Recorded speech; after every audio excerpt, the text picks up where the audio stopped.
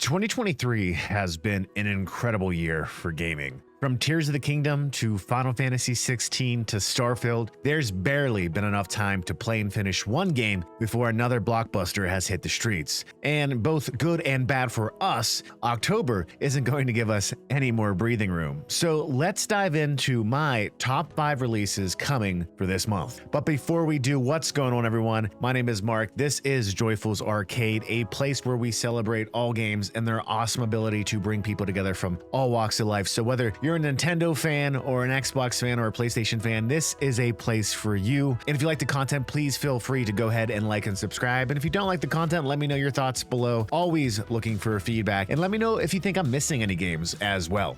Starting off for October, I want to talk about a sequel from developer Colossal Order, Cities: Skylines 2. Now, full transparency, I never played the first one, but by the time I found myself having the time to get around to the first one, the second one was already announced, and my mind told me, hey Mark, you have a ton of games to play through, just wait for this second one to release rather than dumping a bunch of time into this first one. Just be patient, and I've been patient. But it's almost time now, and I can't wait. Growing up, I feasted on the SimCity games, from SimCity 2000 to Sim Tower to Sim Ants, and all of the simulation games inspired by the success of the Will Wright classic, like Roller Coaster Tycoon. There's just something about my brain that craves these types of games, which makes sense considering I make a living optimizing organizational processes. But Cities: Skylines 2 is looking like it's going to take the first one and build on top of it like nothing else. From fully realized economic systems to improved upon building mechanics, this is a game that I will surely sink some time in, and the great thing about it is it's headed to Game Pass for PC and console on October 24th, just in time for some chill sessions with some of my favorite spooky classics in the background. Yes, by spooky classics, I am talking about Ernest Scared Stupid.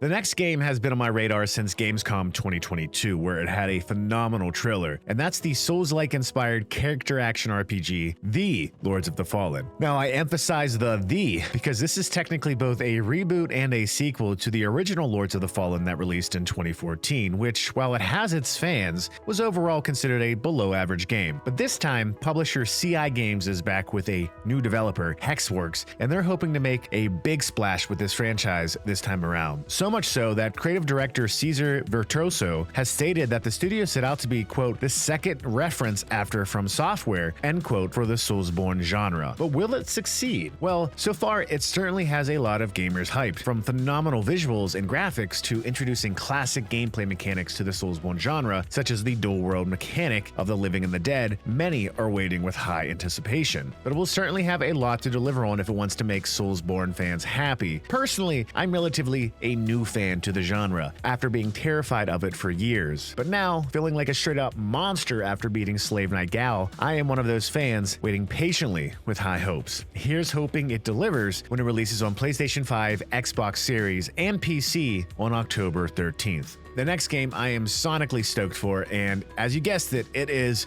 Sonic Superstars. Now, full transparency again, I am a full-on Sonic nerd. I grew up collecting and reading all of the Archie comics. Sonic barely left my Genesis, and I used to watch over and over again the intro cinematic to Sonic Adventures, thinking it was the coolest thing to ever be on my television. I am a fan, without a doubt, of the Blue Blur. But that's not saying I haven't been critical of games within the IP. While the Adventure series, in my eyes, was a successful journey into the 3D realm for Sonic and his gang, for the most part, I've typically been disappointed by his 3D entries, besides Frontiers, that is. But man, games like Sonic Generations, Sonic Mania, those still hold such a fun charm for me. And now that we know Sonic Superstars is using the same physics engine as Mania, I'm hoping we can expect another classic jaunt of everybody's favorite blue hedgehog within the 2D realm. So get your chili dogs ready, because Sonic Superstars is speeding onto the Nintendo Switch, PlayStation 4 and 5, Xbox One and Series, and PC October 17th.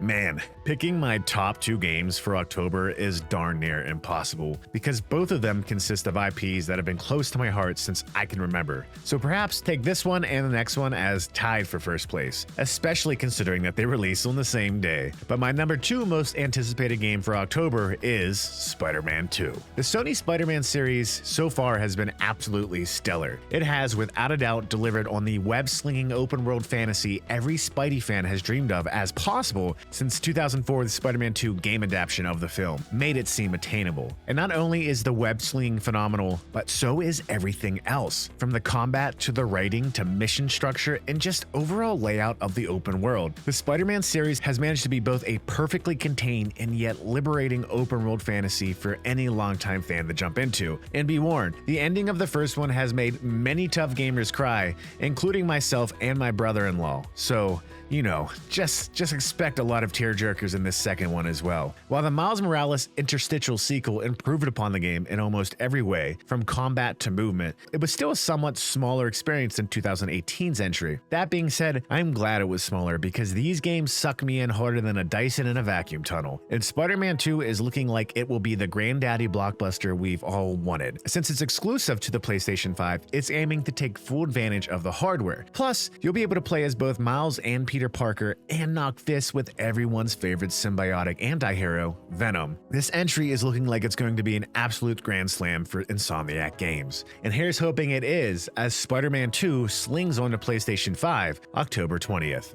Now, I'm not just picking this game as my #1 release in October because I'm Italian, but I did get a phone call from their prime minister saying that if I didn't, I'd lose my dual citizenship ability. But even without the geopolitical threats, picking Super Mario Bros. Wonder for me is a no-brainer. Watching my dad play the original NES Super Mario Bros. Is one of my earliest memories, and Super Mario World is quite possibly my most favorite game of all time, which is why I'm so excited for Wonder, because to me, it looks like it's the most innovative take on the 2D Mario series since World. Now, I was a fan of the new Super Mario Bros. Series that debuted on the Wii. It really emphasized that sense of co-op couch play chaos, but it also wore on me quite quickly. I am grateful they ported New Super Mario U to the Switch, but it definitely comes off as an entry that has fully explored the limits of both its aesthetic and art direction and general gameplay ideas. And Wonder is the first 2D Mario to be released in 11 years since that new Super Mario U game came out in 2012 on the Wii U. Now, Wonder is still a 2D Mario platformer at its core, but man, it's definitely looking like a major breath of fresh air for the series. From all of the new power-ups, the new badge system,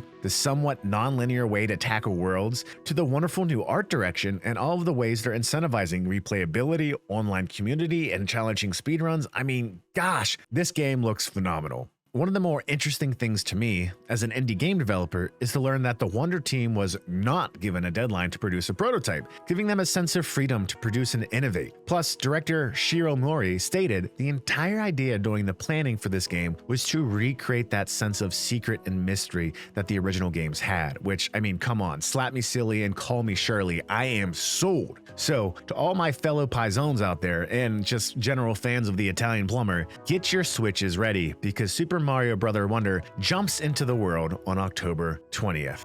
Dang, October 20th is going to be an incredibly interesting and fun weekend. I need to tell my wife now that we have no plans and you're not going to be able to get a hold of me unless you want to play some Super Mario Wonder co-op with me. But did I miss anything? Is there anything you feel like should be on this list or that I need to keep my eyes out for as well, or anyone in the community should keep their eyes out on as well? Let me know below and let me know your thoughts below as well. And as always, have a great rest of your day.